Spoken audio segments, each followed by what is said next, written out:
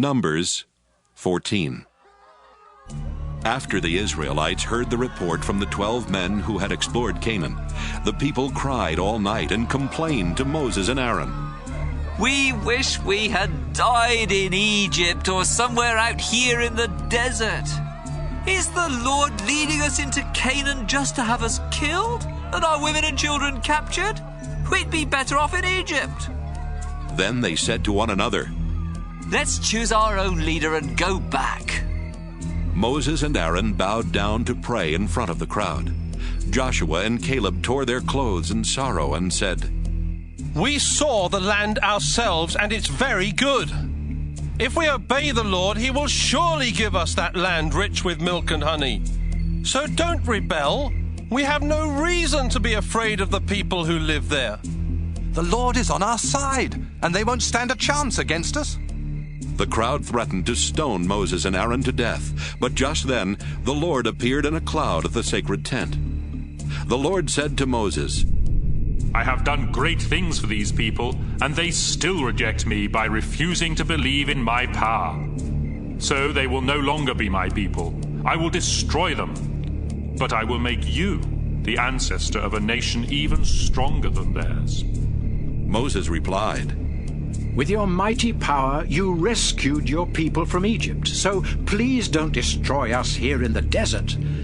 If you do, the Egyptians will hear about it and tell the people of Canaan. Those Canaanites already know that we are your people and that we see you face to face.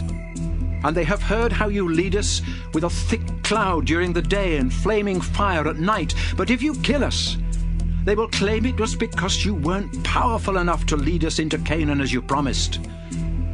Show us your great power, Lord. You promised that you love to show mercy and kindness. And you said that you are very patient, but that you will punish everyone guilty of doing wrong, not only them, but their children and grandchildren as well. You are merciful, and you treat people better than they deserve. So please forgive these people, just as you have forgiven them ever since they left Egypt. Then the Lord said to Moses, In answer to your prayer, I do forgive them. But as surely as I live and my power has no limit, I swear that not one of these Israelites will enter the land I promised to give their ancestors. These people have seen my power in Egypt and in the desert, but they will never see Canaan. They have disobeyed and tested me too many times. But my servant Caleb isn't like the others. So, because he has faith in me, I will allow him to cross into Canaan, and his descendants will settle there. Now listen, Moses. The Amalekites and the Canaanites live in the valleys of Canaan. And tomorrow morning you'll need to turn around and head back into the desert toward the Red Sea. The Lord told Moses and Aaron to give this message to the people of Israel. You sinful people have complained against me too many times. Now I swear by my own life that I will give you exactly what you wanted. You will die right here in the desert, and your dead bodies will cover the ground. You have insulted me, and none of you men who are over 20 years old will enter the land that I solemnly promised to give you as your own. Only Caleb and Joshua will go in. You were worried that your own children would be captured, but I, the Lord, will let them enter the land you have rejected. You will die here in the desert. Your children will wander around in this desert 40 years, suffering because of your sins, until all of you are dead. I will cruelly punish you every day for the next 40 years, 1 year for each day that the land was explored.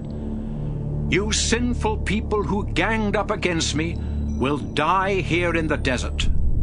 10 of the men sent to explore the land had brought back bad news and had made the people complain against the Lord. So he sent a deadly disease that killed those men, but he let Joshua and Caleb live. The people of Israel were very sad after Moses gave them the Lord's message. So they got up early the next morning and got ready to head toward the hill country of Canaan. They said, We were wrong to complain about the Lord. Let's go into the land that he promised us. But Moses replied, You're disobeying the Lord. Your plan won't work, so don't even try it. The Lord refuses to help you because you turned your backs on him. The Amalekites and the Canaanites are your enemies, and they will attack and defeat you. But the Israelites ignored Moses and marched toward the hill country, even though the sacred chest and Moses did not go with them. The Amalekites and the Canaanites came down from the hill country, defeated the Israelites, and chased them as far as the town of Hormah.